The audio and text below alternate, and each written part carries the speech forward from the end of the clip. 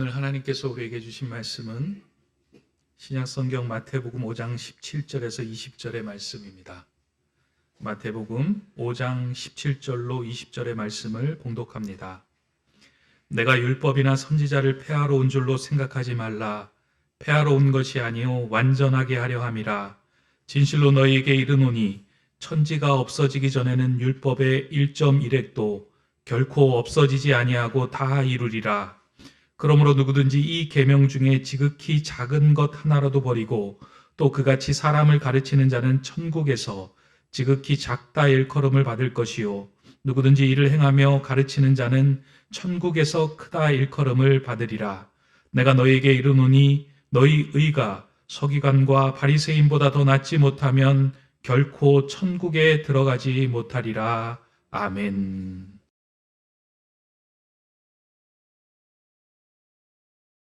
오늘도 주 안에서 예배하는 우리 성도님들의 가정과 삶에 주님의 평안이 가득 임하기를 축복합니다. 이번 주일부터 예수님의 오심을 기다리는 대림절 절기가 시작이 됩니다. 교회력에 있어서 대림절 절기라고 하는 것은 새롭게 교회력에서 시작하는 절기를 의미합니다. 우리가 지금 이제 12월을 다가서고 있는데요. 한 해의 마지막 달에 이제 해당되고 있는 시간을 보내고 있음에도 불구하고 교회력에서 대림절은 처음 그 시작을 의미합니다. 그래서 이제 교회들은 대림절을 준비하면서요. 다시 한번 내 마음속에 예수 그리스도를 내 중심에 모시고 올 한 해도 새롭게 주님과 함께 빛과 소금으로 이 땅에서 살아가겠다를 다짐하는 절기로 삼는 절기가 이 바로 대림절 절기입니다. 한 해를 시작하면서 여러분들이 많은 계획을 세우셨을 것입니다. 나름대로 운동을 해야 되겠다. 그리고 책을 많이 읽어야 되겠다. 그리고 신앙적으로도 여러 가지 계획을 세우셨으리라고 생각이 되는데요. 어떻게 그 계획들이 잘 이루어지셨습니까? 이제 대림절 절기를 이렇게 맞이하면서 여러분들이 다시 한번 하나님 앞에서 우리의 신앙이 영적으로 한 번 더 발돋움 되도록 새로운 계획을 세우는 절기가 되었으면 좋겠다 하는 생각이 듭니다. 그래서 제가 이제 몇 주에 걸쳐서 좀 이 대림절에 관련된 설교를 준비하면서 새로운 본문을 이렇게 찾아보고 있는데요. 오늘 우리가 이제 산상보훈의 마지막 시리즈의 말씀을 들여다보면서 공교롭게도 우리가 어떠한 마음으로 대림절을 준비하며 어떻게 예수 그리스도의 마음을 중심에 품고 살아가야 하는가가 잘 기록되어 있는 것 같아서 오늘 말씀을 통하여 다시 한번 이 대림절을 준비하는 저와 여러분들의 마음속에 깊은 울림이 좀 있으면 좋겠다 하고 오늘 말씀을 준비하였습니다. 지난 11주간 동안 우리는 산상보훈의 말씀을 살펴보았습니다. 근데 산상보훈의 말씀은 모세가 시내산에서 율법을 받았던 것과 같이 예수님이 산 위에서 제자들과 무리들에게 새로운 말씀을 이제 전해주신 것이다 라고 말씀을 드렸는데요. 그러나 모세가 받았던 율법과 예수님이 전해주셨던 말씀에는 좀 극명한 차이가 있습니다. 어떤 차이가 있냐면 예수님께서 제자들과 무리들에게 전해주셨던 말씀은 외형적인 어떤 종교적인 삶에 대한 율법에 대한 이야기가 아니고요. 내면적이고 우리의 삶의 깊숙한 부분 마음을 터치하는 상황으로 어떤 행동, doing보다는 존재, being에 초점이 맞춰져 있는 부분이다라고 말씀을 드렸습니다. 어떤 너희가 선한 행동을 할 것이냐라는 것이 아니라 어떤 선한 존재가 될 것이냐, 그로부터 너희 안에 담겨져 있는 그 선한 내면의 것들이 흘러나와 세상에 소금과 빛이 되는 삶을 살아라 라고 이제 하신 말씀이 예수님의 말씀입니다. 그러다 보니까 그 당시에 이 예수 그리스도의 말씀을 듣는 많은 무리와 제자들의 마음속에 의아심이 생겨난 것입니다. 왜 의아심이 생겨났냐면 그때까지만 해도 무리와 제자들이 가장 소중하고 중요하게 지켰던 것들은 율법이었습니다. 모인 사람들이 모두 유대인들이었기 때문에 대부분 유대인들이 모였기 때문에 그들은 율법을 준수하고 율법을 지키는 것이 하나님 나라에 들어가는 것이라고 생각을 하였는데 예수님은 하나님의 나라는 율법을 준수하는 것으로 들어가는 것이 아니라 심령이 가난한 자, 의에 줄이고 목마른 자, 의를 위하여 핍박을 받는 자, 화평케 하는 자가 하나님의 나라에 들어가며 하나님의 아들이라 일컬음을 받을 것이다 라고 예수님이 선포를 하신 그 이야기가 그들의 마음속에는 율법과 일치되지 않는 것을 보게 된 것입니다. 그러다 보니 마음속에 의문이 생긴 거예요. 예수님은 과연 율법에 대해서 어떻게 생각하시는 분인가?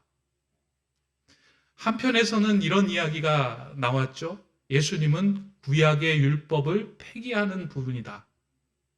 예수님의 말씀을 자세히 들여다보니 우리가 지금까지 들어왔던 유대인들이 지켜왔던 율법과는 상이한 부분이 있다. 예수님은 새로운 율법을 선포하시는 분이다 라고 생각하며 신선하게 생각한 사람들이 있었던 반면에 율법을 폐기하는 분이다 라고 몰아세우는 부류가 있었다는 겁니다. 이러한 수군거림이 예수님의 제자와 무리 사이 속에서 이제 막 넘쳐나는 상황 속에서 예수님은 그들을 향하여 이제 이렇게 말씀을 합니다. 그게 오늘 우리가 읽은 본문의 앞절입니다. 내가 율법이나 선지자를 폐하러 온 줄로 생각하지 말라. 폐하러 온 것이 아니요 완전하게 하려 함이니라. 여기서 율법이나 선지자라고 이야기하는 건 구약 성경, 그러니까 율법에 해당되는 모든 것을 의미하는 말입니다. 표현입니다. 그러니까 예수님께서 얘기하는 것은 내가 율법을 폐하러 온 것이 아니라 완전케 하러 왔다라고 제자들에게 말씀합니다. 이 말씀을 곰곰이 곱씹어 보면 이 말씀 안에 예수님이 하신 의도들이 들어있는데요. 율법이 좋은 것이다. 그러니까 예수님은 율법을 인정을 하셨다 하는 것을 우리가 이 본문을 통해서 알 수 있고요. 또 하나는 율법이 결여된 부분이 있고 그 결여된 부분을 완전케 하시는 분이 예수님이다라고 하는 부분들이 이 본문 속에서 우리가 발견할 수 있게 됩니다. 그러면 율법이 선하고 좋은 것이다라는 것은 어떠한 의미 때문에 이렇게 말씀을 하셨을까? 구약 성경을 읽어보고 신약 성경을 읽어보면 율법에 대한 이야기가 참 많이 나옵니다. 그러다 보니까 이제 우리가 어느 정도 율법이 하는 역할에 대해서는 잘 알고 계실 거예요. 율법은 죄를 깨닫게 하는 기능이 있다라고 하는 것은 우리가 알고 있습니다. 율법에 하시는 그 말씀, 그 기준을 통하여 이것이 죄인지 선한 행동인지 하나님은 율법을 통하여 기준을 세워놓으신 거예요. 그런데 이 율법을 통하여 기준을 세워놓으신 이유가 있는데 그 이유가 무엇이냐면 율법을 세우신 하나님께서는 우리의 마음이 어디로 향하는지를 정확하게 알고 계셨던 분이에요. 우리의 내면 속에 있는 본성들이 우리를 어디로 이끌고 가시는지를 정확하게 알고 계셨기 때문에 우리의 마음이 끌려가는 그 지점에 율법을 통하여 하나님의 사람으로 어긋나지 않도록 울타리를 쳐준 것이 율법입니다. 안식일을 기억하여 거룩하게 지켜라 라고 하신 이 율법은 우리 사람이 어떤 사람인지를 잘 알고 있기 때문이에요. 사실 우리가 안식일을 기억하여 거룩하게 지켜라 이 말씀을 들으면 주일에 교회 가서 예배드리라는 말씀이구나 라고만 생각할 수도 있고요. 우리 사람에게는 쉼이 필요하구나 라는 생각만 할 수도 있습니다. 그러나 안식일의 근본적인 목적은 우리는 하나님 안에서 영적으로 지어진 존재이기 때문에 영이신 하나님 앞에 머물러 있을 때 내면의 진정한 평안을 누릴 수 있는 사람이다 하는 것이 그것에 담겨져 있는 메시지예요. 동시에 엿새 동안 열심히 일한 이 모든 것들이 내 노력, 내 힘으로 이루어지는 것이 아니라 하루 쉬면서 이 모든 것들이 하나님의 주관하에 내 삶을 이끌어 가신다는 것을 고백하는 자리로 안식일을 세워놓으신 거예요. 아니면 무한정 우리는 내가 가지기 위해서, 더 누리기 위해서 쉬지 않고 달려나가는 본성이 있음을 알고 또 내 노력과 나에 대해서 집중하는 그런 마음이 있음을 알기 때문에 율법으로 그 길을 막은 거예요. 헌금도 마찬가지 아니겠습니까? 하나님께 드리는 이 헌금을 통하여 헌금을 잘해라 라고 하는 것은 뭐 교회가 유지되기 위해서 아니면 너의 신앙생활을 위해서 라고 하는 그 의미 차원을 떠나서 나에게 주신 모든 것들은 하나님의 것입니다 라고 인정하고 내어드릴 때 우리는 돈에 묶이지 않는 존재가 된다는 거예요. 아니면 그 하나님께 드리는 이 헌금을 온전히 드리지 못할 때 우리는 그 탐심에 사로잡혀서 돈에 묶인 존재로밖에 살아갈 수 없는 존재인지를 율법은 명확하게 알고 있다는 거예요. 구제도 마찬가지고요. 봉사도 마찬가지입니다.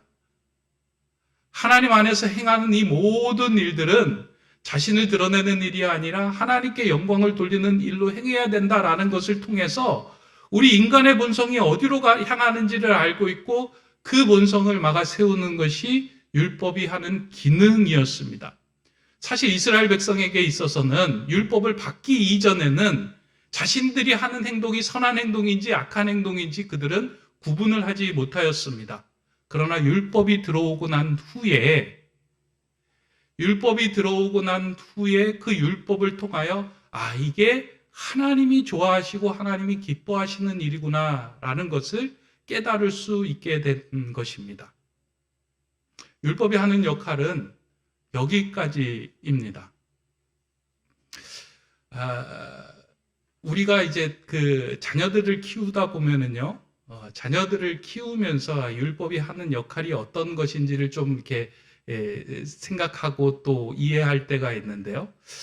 유독 이제 저희도 우리 아들만 셋이 있다 보니까 아들을 키우면서 조심했던 것 가운데 하나가 젓가락이었습니다. 이 애들이 이제 놀면서 쇠젓가락을 들고 이렇게 잘 노는 거예요. 근데 아이들에게 이 쇠젓가락이 참 위험합니다.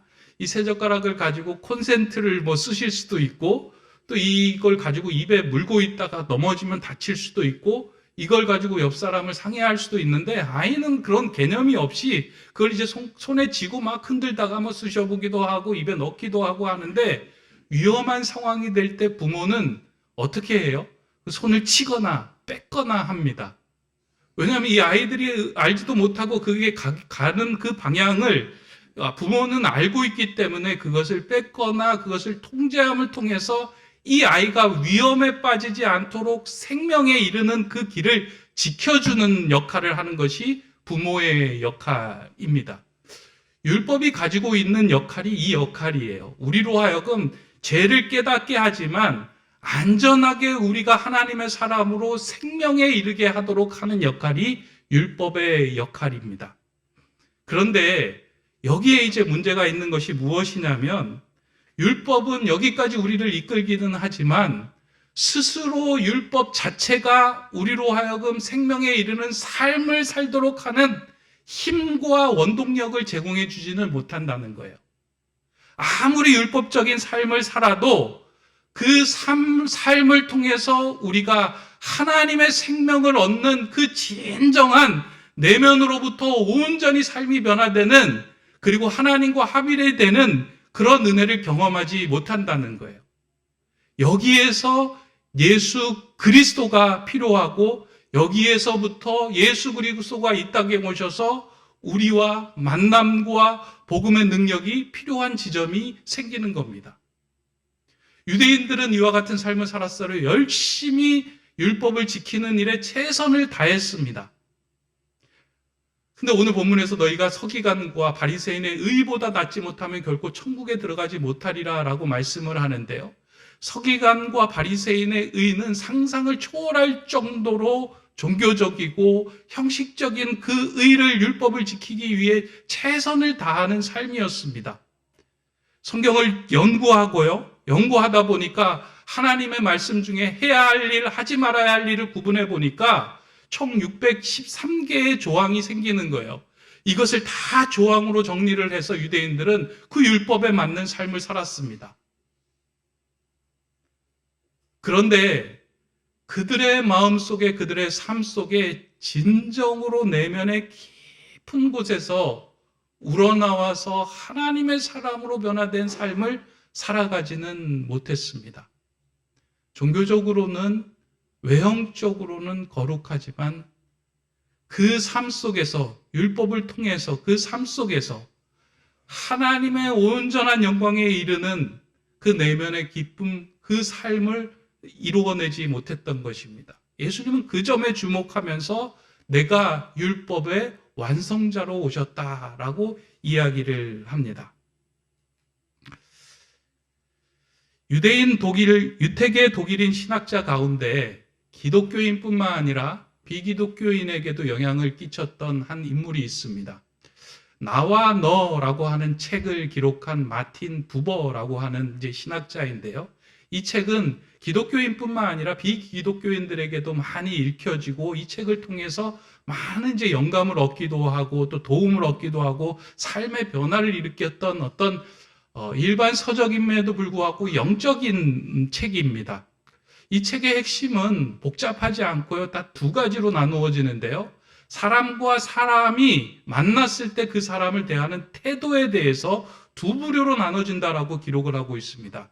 한 부류의 사람은 사람과 사람을 만났을 때는 I and it으로 만난다는 거예요. 나와 그것의 만남이에요.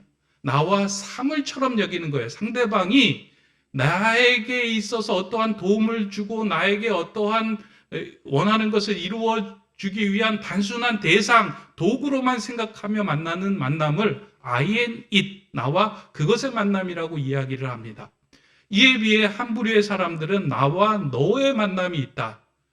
만나는 한 사람 한 사람이 하나님의 형상으로 창조된 존귀한 사람인 줄 알고 그 사람에게 온전히 집중하여 만나는 삶, 그런 삶을 행하는 사람이 있다라고 이야기를 합니다. 그러면서 우리 하나님께로부터 지어진 우리는 이 땅을 살아갈 때 사람을 만날 때 I and it의 만남으로 인해서는 결코 그 사람에게 영향력을 끼칠 수도 없고 하나님의 나라를 경험하게 할 수 없다.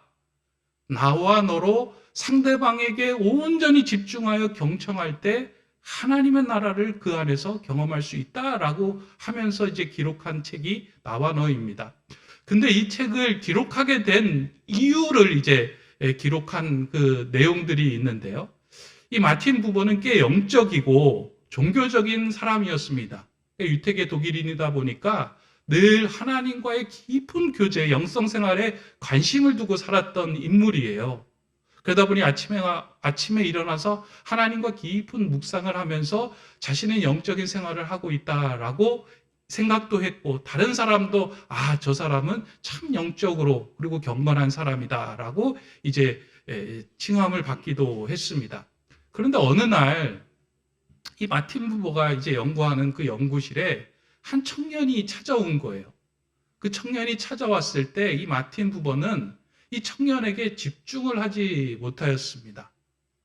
왜냐하면 자신이 아침에 하나님과의 깊은 묵상을 나누었던 그 생각들이 머리를 떠나지 않았기 때문에 그 사람이 왔을 때 이야기를 들어주기는 했지만 온전히 집중하지 못했던 거예요.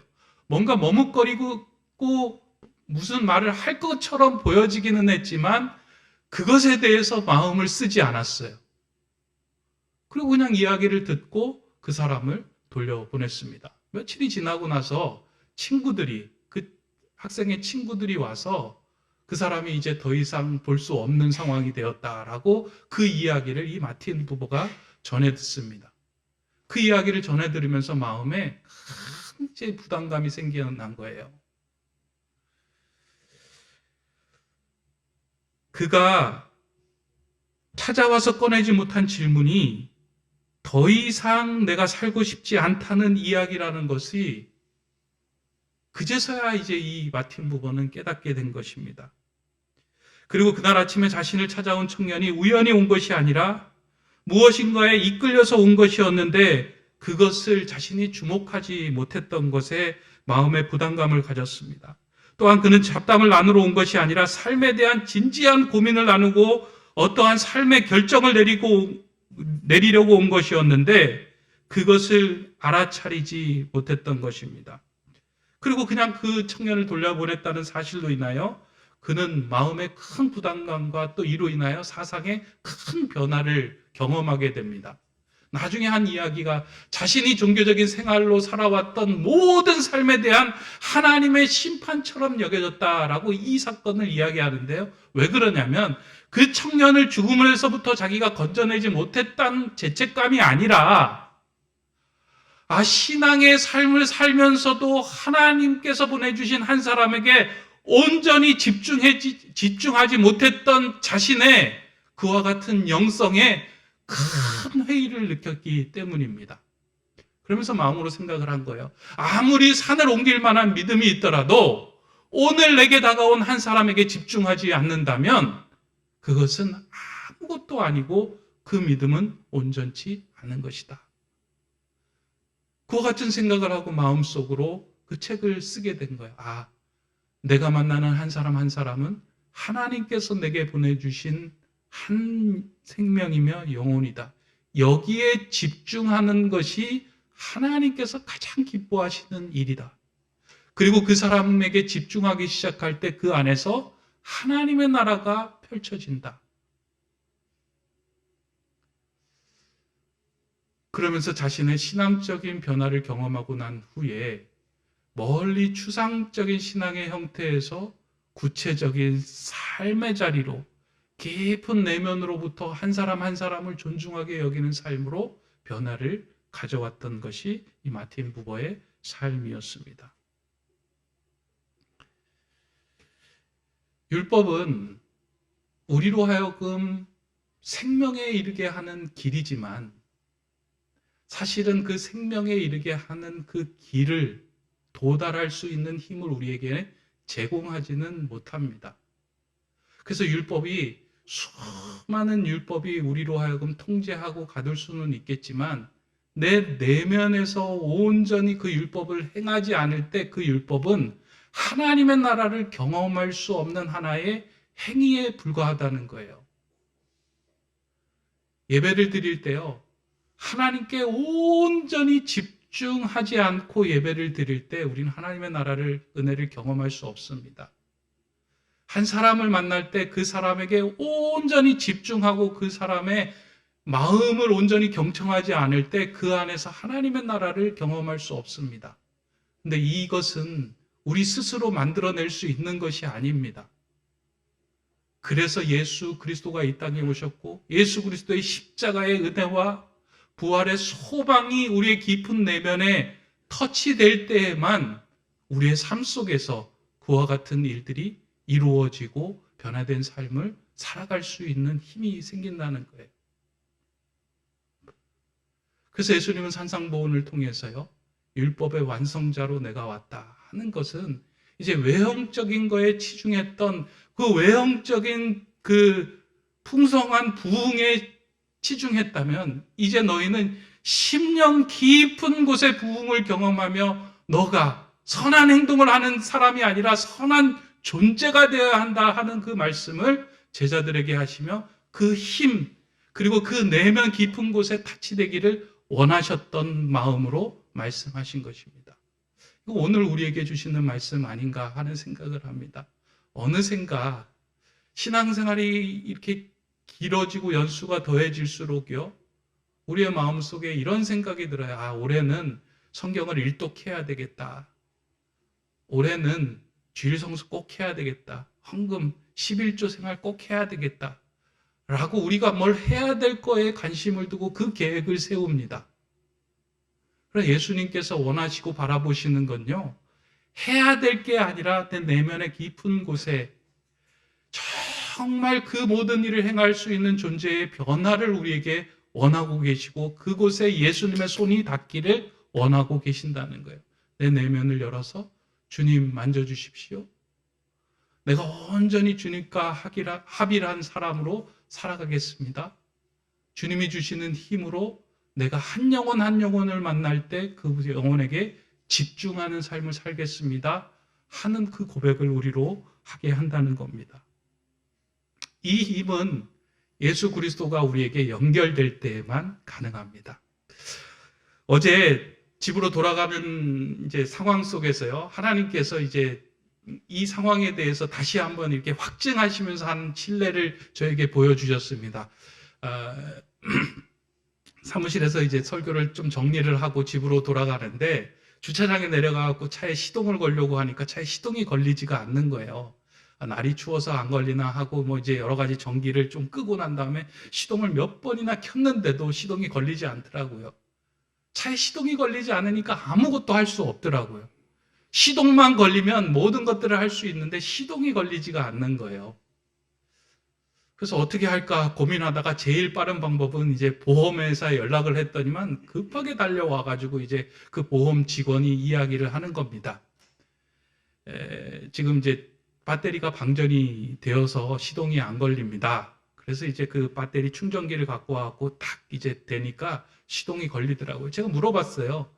왜 이렇게 저가 별로 이제 뭐 미등을 켜놓은 것도 아니고 다른 전기를 쓴 것도 아닌데 왜 이렇게 시동이 안 걸립니까? 배터리도 거의 이제 뭐 새 건데. 그랬더니만 그분이 하는 얘기가 요즘은 그 블랙박스가 그 이제 저기 배터리를 많이 잡아먹기 때문에 차를 자주 이용하지 않는 분들은 블랙박스 때문에 배터리가 이제 방전되는 경우들이 많이 있습니다. 라고 이야기를 하더라고요. 그래서 지금 시동을 걸어 놓았으니까 한 40분 동안 시동을 끄지 말고 계속 유지를 하십시오. 그래야지 이 배터리가 다시 충전이 되고 차가 이상이 없게 잘 움직일 수 있습니다. 이제 그런 이야기를 하고 돌아갔는데요. 그 사건을 이렇게 이제 집으로 돌아가면서 묵상을 하다 보니까 아 그렇구나 그런 생각이 드는 거예요. 무엇인가 애를 쓰고 노력하고 힘써 보려고 해도 내 안에 예수가 깊은 내면에 나를 터치하지 않고 예수 그리스도와 깊은 만남이 이루어지지 않은 채로 세상의 일을 하던 교회의 일을 하던 우리가 살아가는 삶을 살 때는 다 과부하가 걸리는 거예요. 거기에는 평화도 없고요. 하나님의 나라가 이루어지지 않습니다.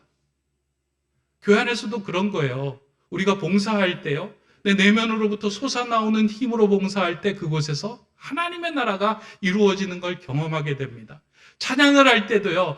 의무감으로 그냥 찬양을 하는 것도 귀하지만 하나님 지난 주간에 내게 주신 은혜가 너무나도 커서 예수 그리스도의 십자가의 사랑과 은혜의 복음이 나를 살렸다는 그 놀라운 감격에 취해서 하나님께 찬양하고 예배할 때 그곳에는 그 찬양의 가사 한마디 한마디를 통해서 우리의 마음에 은혜가 전달이 되고 하나님의 나라가 이루어지는 것입니다.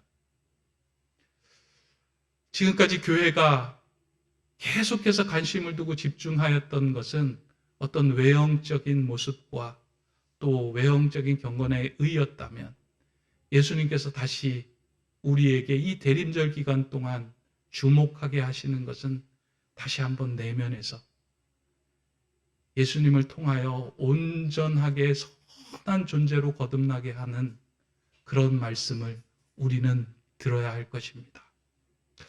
전 높은 데 세운 교회 하면서요, 마음속에 이제 바람이 하나 있습니다. 그건, 이곳에서 신앙생활 하시는 분들이 이제 각 가정에 돌아가서 좀 변화가 있으면 좋겠는데요. 어떠한 변화가 있으면 좋겠냐면, 막 가정 예배를 드리고 집안에 모여가지고 막 찬양을 하고 그 다음에 서로를 위해서 막 기도를 해주고 이런 것도 너무 좋겠지만 저는 각 가정에 있는 한 사람 한 영혼들에게 온전히 집중하여 그 사람의 이야기를 들어주고 마음으로 받아주는 일들이 정서적인 변화와 감정의 변화들이 우리 성도님들에게 생기면 좋겠습니다. 제가 제일 힘들어하는 이야기 가운데 하나가 예수 믿어도 사람이 안 변한다 하는 말이에요. 예수를 믿었음에도 불구하고 자신의 성격, 자신이 하고 싶은 모든 감정들을 다 끄집어내서 그리로 막 달려가다가 다시 돌아와서 그러면 안 되지 라고 생각하는 그런 삶이 조금씩 바뀌어져서 이게 내 안에 치유되지 않은 감정이구나. 예수님이 손대지 않은 부분이구나. 내 이 분노하고 폭발하는 이 모든 마음들이 하나님 안에서 예수님의 능력으로 치유되고 회복되어야 할 부분이구나, 그 감정이구나 하면서 그곳에 예수 그리스도의 손길이 감을 통하여 조금씩 바뀌어가는 은혜가 우리 가정에 있으면 좋겠다. 그런 교회, 그런 성도가 되면 좋겠다. 그래서 목사님, 저희 남편이 바뀌었습니다. 물론 저부터 노력해야 될 것 같아요. 저도 그래요. 그리고 아내도, 목사님, 저희 아내가 정말 따뜻한 사람이 되었습니다. 목사님, 우리 아이가 정서적으로 정말 하나님 안에서 따뜻한 사람이 되었습니다. 이러한 변화가 우리 가운데서 이루어지기를 저는 소망하고요. 저는 그것을 위해서 기도할 겁니다. 여러분들도 이번 대림절 기간 동안요, 무엇을 더 경건의 가지수를 더해 나가는 것이 아니고요, 다시 한번 우리의 내면에 하나님의 은혜의 시동이 걸릴 수 있도록, 자꾸 방전되잖아요. 이 시동이 걸릴 수 있도록, 또 그러한 마음으로 살아갈 수 있도록, 내 힘, 내 노력으로 하는 것이 아니라 예수의 힘으로 예수의 삶을 살아내는 우리가 되게 해주십시오라고 그 시동을 걸고 한 주간을, 또 대림절 기간을 살아가는 저와 여러분 되시기를 주님의 이름으로 축원합니다. 기도하겠습니다. 사랑의 하나님, 대림절이 시작되는 절기에 율법의 완성자로 오신 예수님의 의미를 다시금 깨닫게 하시니 감사를 드립니다. 신앙생활의 연수가 더해질수록 외형적인 경건 생활의 가짓수가 늘어나는 것이 아니라 내면 깊은 곳으로부터 변화가 일어나 있는 자리에서 하나님 나라를 경험하는 일들이 더 풍성해지게 하여 주시옵소서.